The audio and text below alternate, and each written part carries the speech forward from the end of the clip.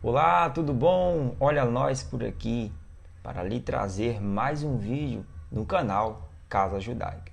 Eu me chamo Edson Barbosa e quero te convidar a ficar até o final deste vídeo. Convide mais pessoas, divulgue, venha fazer parte desta casa. Até já!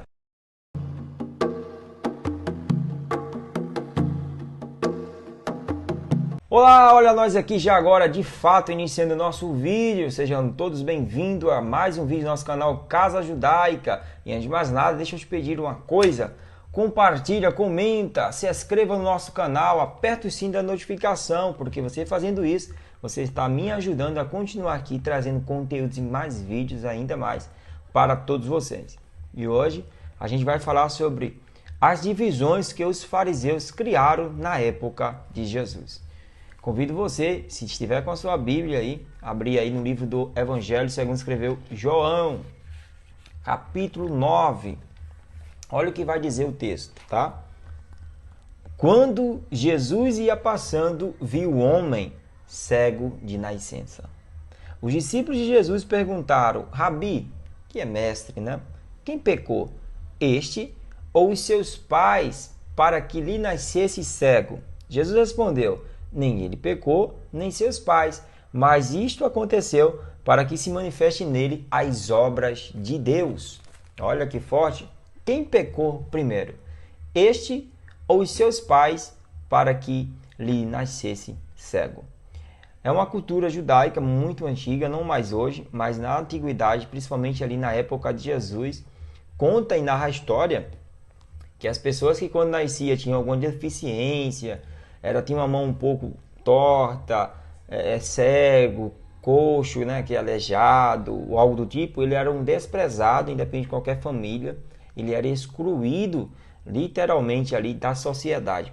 Os fariseus, que eram aqueles que dominavam a lei da época, a interpretação, porque o fariseu ele era aquele que cria em arrebatamento, cria em milagres, cria que Jesus ia manifestar entre eles, cria na palavra revelada, diferente dos saduceus, né? Os saduceus eles já não criam ali, para eles tinha que estar escrito e ponto final, para eles não interessava de interpretação e tal, tinha que estar lá, né? Tanto é que o fariseu não cria em ressurreição porque falava que Moisés morreu, né? E não deixou nada relacionado a isso e tudo mais, e aí já é outro vídeo. O que eu quero destacar é que os fariseus ele no Sinédrio tinha um poder ativo muito forte na época de Cristo, e eles que datavam e criavam ali leis para ornamentar e melhorar ainda mais o andamento do país. Só que chegou um momento que os fariseus eles estavam tão incrédulo que o próprio Jesus chamou eles de sepulcro caiados. Olha que forte, raposa.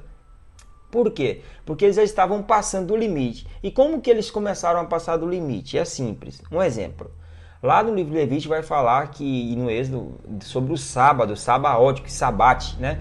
O sábado é a primeira festa judaica. Ele é tido no calendário judaico como um dia santo, é um dia universal entre os judeus, como um dia memorável, porque é o primeiro dia que eles comemoram aí a criação de todas as coisas e celebram. É um dia onde eles não trabalham para a terra, e sim para o céu.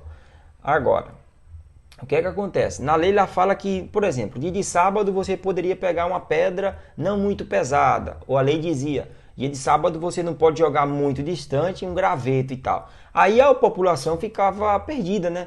Tá, mas dia de sábado eu não posso levantar uma pedra pesada, mas é até que peso?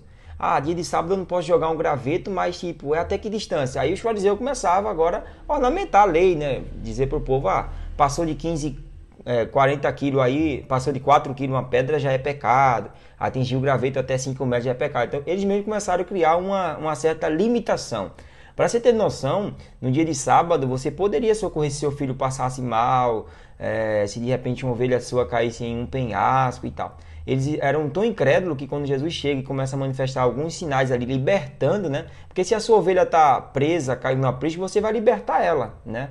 E Jesus veio libertar. Então Jesus está libertando alguém que está enfermo, uma mulher encurvada de 18 anos, um homem há 38 anos na beira do tanque e tudo mais. Então Jesus chega e liberta essas pessoas. E logo ele fala, quem que mandou curar no sábado, né? E Jesus diz que, por acaso, se uma ovelha em voz cair num penhasco, vocês não vão lá e retira, né? Não liberta ela daquele mal, daquela circunstância. Por que não os filhos de Abraão, não é mesmo? Aí voltando ao contexto que a gente leu, Aí a gente se depara em João 9, quando aparece aí quem pecou primeiro, né? Uma cultura judaica aí que já vem se estendendo de muito tempo atrás, né? Quando Caim ali matou Abel, a gente já falando aqui da originalidade do início dessa cultura aí de impuros, a gente vai ver ali, por exemplo, Caim mata Abel. Quando isso ocorre, ele fala a Deus que o povo que visse ele iria querer matar. Aí Deus pega, fica em paz. Colocou nele um sinal para que as pessoas vissem nele aquele sinal e não quisessem o matar. Então logo a gente entende que na Torá, lá no primeiro livro, nos primeiros livros da Bíblia, Deus coloca um sinal visível em Caim. Daí, posteriormente, a cultura se finda ainda mais de que todo aquele que nascesse com alguma deficiência, algum sinal, alguma mancha, alguma coisa, era um sinal do Eterno, que as outras pessoas entendessem que eles estavam ali pagando pelos seus atos. Por exemplo, no judaísmo eles creem muito na ideia de que quando eu venho aqui para baixo e eu não passo pelo um crivo, eu não sou aprovado e eu morro, quando eu chego diante do Eterno, diante de Deus, de Yahvé, quando eu chego diante dele, ele manda minha alma de volta à terra para que eu possa pagar aquela sentença em outras vidas. Eles têm muito essas crenças aí, né? E também não é o caso. Aí, por isso que as pessoas que tinham deficiência física visíveis sempre eram desprezadas, porque Caim, pelo seu pecado, ganhou um sinal visível, né? Outros dizem que Caim era cego, outros dizem que ele mudou de cor, enfim. Agora, quando você chega em João 9, você vê que já havia essa separação. Então, a pessoa que era deficiente na época não poderia ler a palavra, tá? Como a mulher também não tinha esse direito. E por que a mulher não poderia ler a palavra? E a gente vai gravar outro vídeo falando sobre isso. A mulher não podia ler, uma pessoa deficiente não poderia ler, não poderia entrar dentro da sinagoga, não poderia entrar dentro do templo, não poderia dar a oferta e muitas outras coisas eles não poderiam fazer naquela época, né? Aí o que é que acontece? Os fariseus criaram uma lei e separou o povo em 3 classes na época de Jesus. Primeiro, os puros. Decorou aí? Pega um lápis e anota aí. Os puros. Essa é a primeira classe. Quem eram eles? Eles eram da tribo de Levi, eles eram as pessoas ricas daquela época, eram as pessoas influentes da sociedade que tinham funções ativas no comércio e muito mais. A segunda classe era os mais ou menos puros. Quem que eram? Estes eram os gentios que se convertiam à lei judaica, ao judaísmo, e começava a virar um praticante da lei judaica. Ele comercializava, tinha essa total liberdade. Ele também tinha ali um espaço no templo, ali como o templo ele tinha 3 pavimentos, 3 muros, né? O gentil, o parte das mulheres, e o santo do santo, né? O parte do sacerdote. Diante do pernáculo, lá em cima, eles observavam todo o movimento ali do templo. Então esse mais ou menos público também ganhou um espaço no lado esquerdo, dentro do templo de Jerusalém, para prestar suas orações. Também ganhou um espaço de terra para que ali fosse sepultado todos os estrangeiros naquele local. E por que esses estrangeiros eram mais ou menos puros? Né? Porque eles não eram de linhagens mesmo assim ativa de Jerusalém, de algum patriarca, eles eram pessoas que passou a crer na lei, né? Então ele passou a ser considerado gentil e mais ou menos puro. Aí vem o terceiro ponto, que é o que a gente falou do cego de nascença, que é chamado os impuros. Quem eram os impuros? É tudo isso que a gente falou. Nascido cego, nascido coxo, nascido órfão.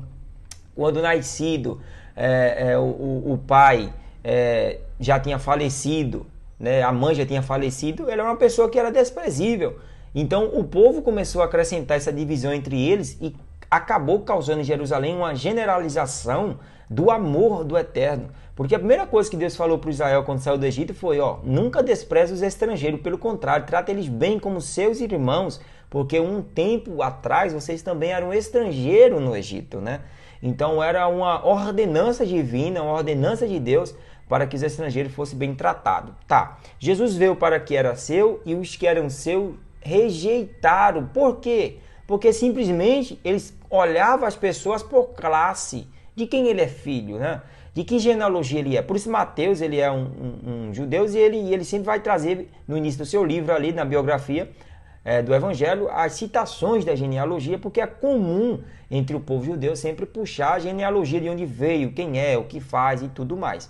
Olhando e observando Jesus, óbvio, lá em Nazaré as pessoas começam a não querer aceitar o seu ministério e tudo mais, mas pelo contrário, diz que os publicanos seguiam Jesus, os ladrões seguiam Jesus. 15 de Lucas fala que Jesus estava sentado junto com as prostitutas mesmo, que eram os desprezíveis. Jesus conta a parábola aos fariseus, não é mesmo? Então o filho pródigo voltou para casa.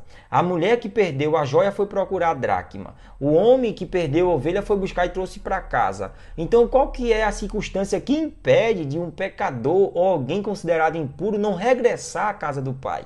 Porque quem purifica é Deus. Esse é o vídeo de hoje. São as 3 classes que os fariseus criaram na época, as 3 divisões das classes. Puros, mais ou menos puros e impuro. E te espero até o próximo vídeo. Tchau, tchau.